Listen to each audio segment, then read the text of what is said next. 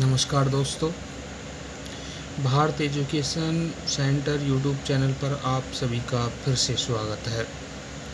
हमने राजपूतों की उत्पत्ति के बारे में पिछले वीडियो में चर्चा की थी। आज राजपूतों की उत्पत्ति के जो सिद्धांत हैं उनकी चर्चा करेंगे। वैदिक आर्यों की संतान माना जाता है।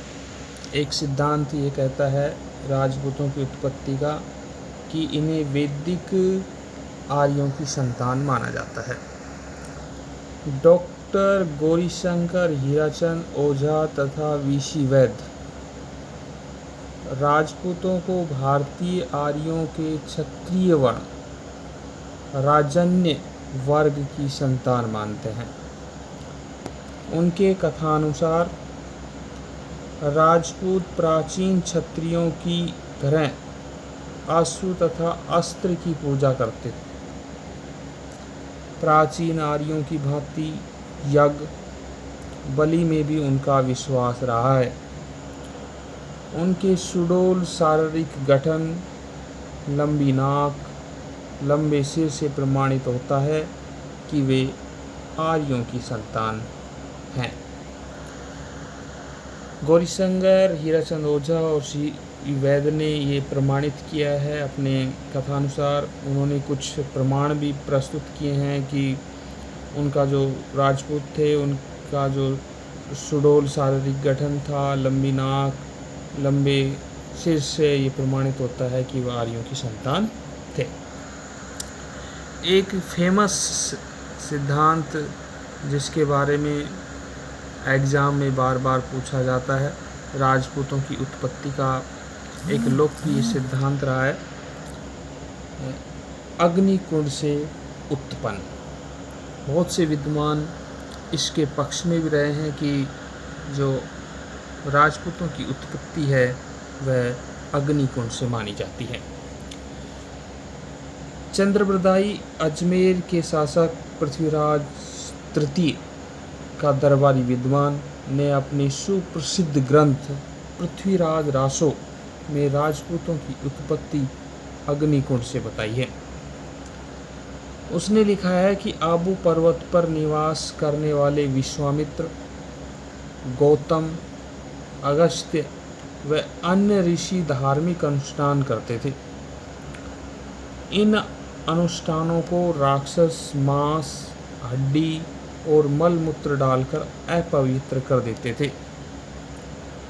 वशिष्ठ मुनि ने इनसे निपटने हेतु यज्ञ कुंड से 3 योद्धा उत्पन्न किए जो परमार, चालुक्य और प्रतिहार कहलाए।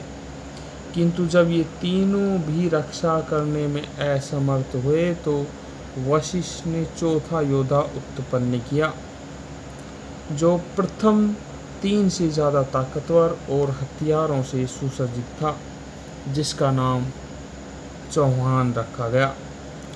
चंद्रप्रदायी के अनुसार इस तरह राजपूतों की उत्पत्ति मुनि वशिष्ठ द्वारा अग्निकुंड से की गई है। यद्यपि आज के वैज्ञानिक युग में इस कथा को स्वीकार नहीं किया जा सकता, किंतु इस कथा में अंतर्निहित संकेतों को विद्वानों ने समझने का प्रयास किया है।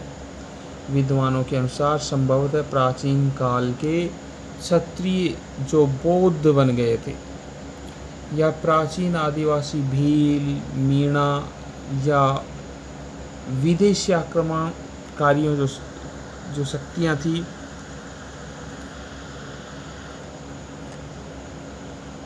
उन शक, होण, यूची आदि की यज्ञ यानी अग्नि द्वारा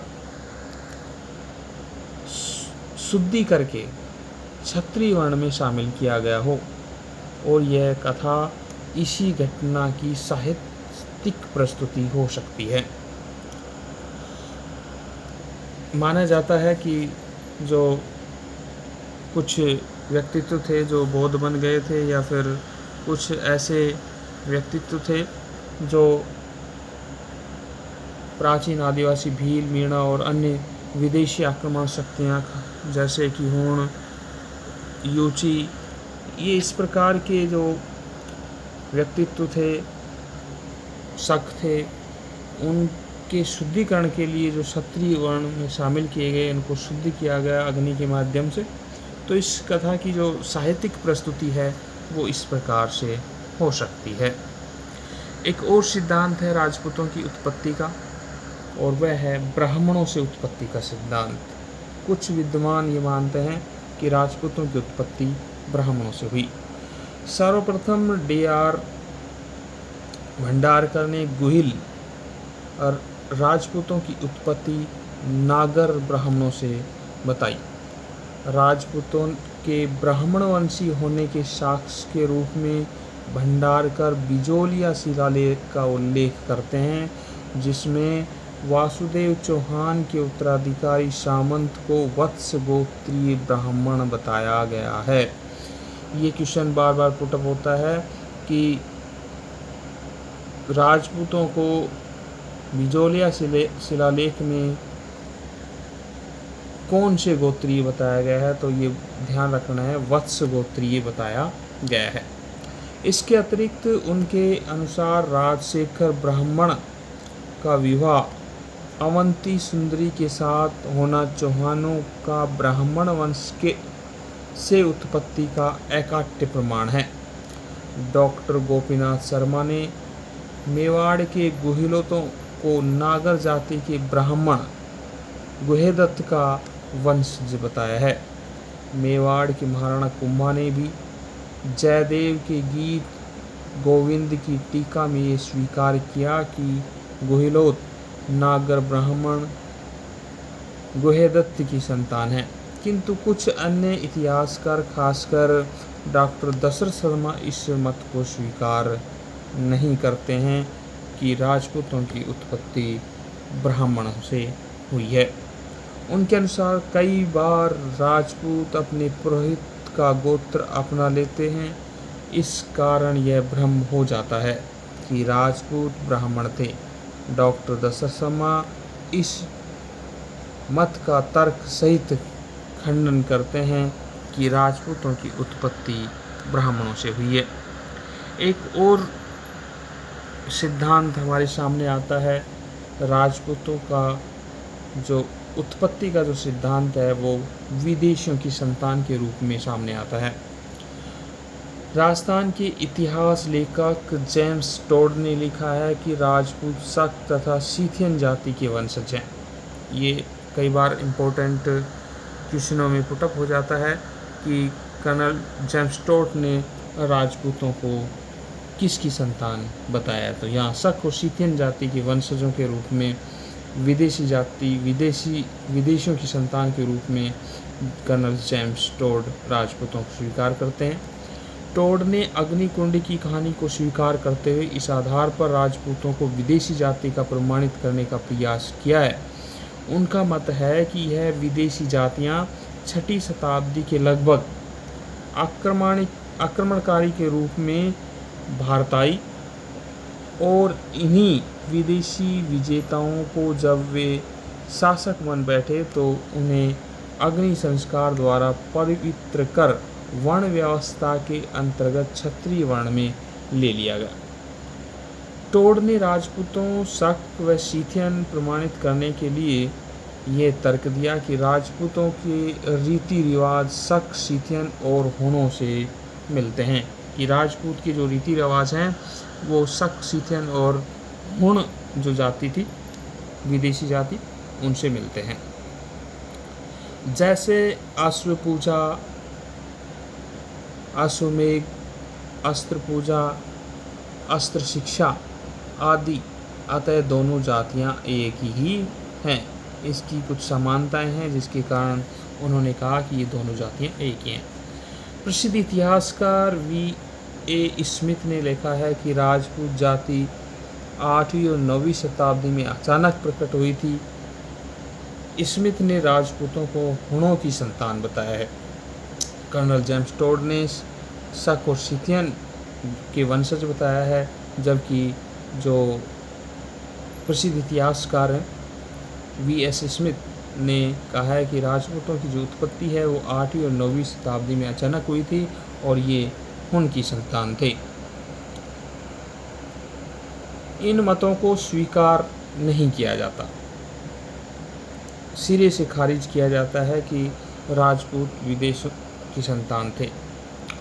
प्रथम तो राजपूतों ने स्वयं को कभी विदेशी नहीं बताया है, यानी स्वयं जब उन्होंने कोई भी बुक्स वगैरह या ग्रंथ वगैरह हम देखते हैं तो उसमें राजपूतों ने स्वयं को कभी भी विदेशी नहीं बताया।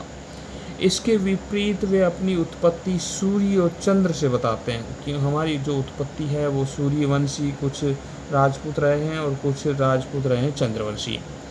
राजपूतों के रीति रिवाजों की शक या सीथियन के रीति रिवाजों से साम्यता स्थापित करना अनुचित है। जिस तरीके से कर्नल जेम्स टोड ने कहा था कि इनके जो रीति रिवाज हैं वो लगभग समान हैं, इससे ये साबित होता है या प्रमाणित होता है कि ये विदेशियों की संतान है, लेकिन ये कहना अनुचित है क्योंकि उनके रीति रिवाज शक और कुषाणों के आने के पूर्व भी भारत में प्रचलित थे। सूर्य की पूजा भारत में वैदिक काल से प्रचलित थी और अश्वमेध यज्ञ भी यहाँ पहले से ही ज्ञात था, पहले से ही होता था। वैदिक काल में अश्वमेध यज्ञ होते थे, जैसा कि महाकाव्यों के साक्ष्यों से प्रमाणित होता है। महाभारत और रामायण के जो प्रमाण हैं वो इन चीज़ों को साबित करते हैं। उपर्युक्त समस्त विवरण से स्पष्ट है कि राजपूतों की उत्पत्ति के संबंध में विद्वानों के बीच में मतभेद है। ऐसी परिस्थिति में अधिकांश विद्वान राजपूतों को भारतीय आर्यों के वंशज स्वीकार करते हैं, जिसमें विदेशी रक्त भी सम्मिलित है। यह भी स्थापित सत्य है कि जो विदेशी जातियां भारत में आई और स्थायी रूप से यहीं निवास करने लगी, उन्होंने भारतीय सभ्यता और संस्कृति को अपना लिया। हिंदू समाज ने उन्हें स्वयं में समाहित कर लिया, शामिल कर लिया। डॉक्टर कानूनगो ने ठीक लिखा है कि अग्निकुंड की कहानी इस प्रगति के युग में नहीं चल सकती। उनकी सूर्य और चंद्र से उत्पत्ति एक काल्पनिक सत्य हो सकता है। राजपूत चाहे किसी भी रूप में जन्मे हों, लेकिन सत्य यह है कि इतिहास में उन्होंने महाकाव्य काल के क्षत्रियों की परंपरा को बनाए रखा। यानी किसी भी तरीके से कुछ भी रहा हो, लेकिन डॉक्टर कानूनगो ने ठीक ही कहा है कि अग्निकुंड की कहानी वर्तमान के समय में प्रासंगिक सिद्ध नहीं होती है।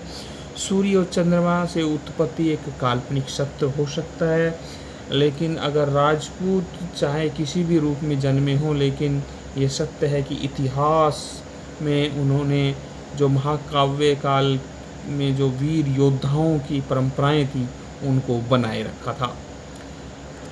नेक्स्ट टॉपिक में हम पढ़ेंगे राजस्थान के प्रमुख राजपूत वंशों का परिचय और उनका विस्तृत वर्णन करेंगे। तब तक के लिए नमस्कार। अगर वीडियो आपको अच्छा लगा हो तो वीडियो को लाइक एंड यूट्यूब चैनल को सब्सक्राइब करना न भूलें। धन्यवाद। गुड नाइट, शुभ रात्रि।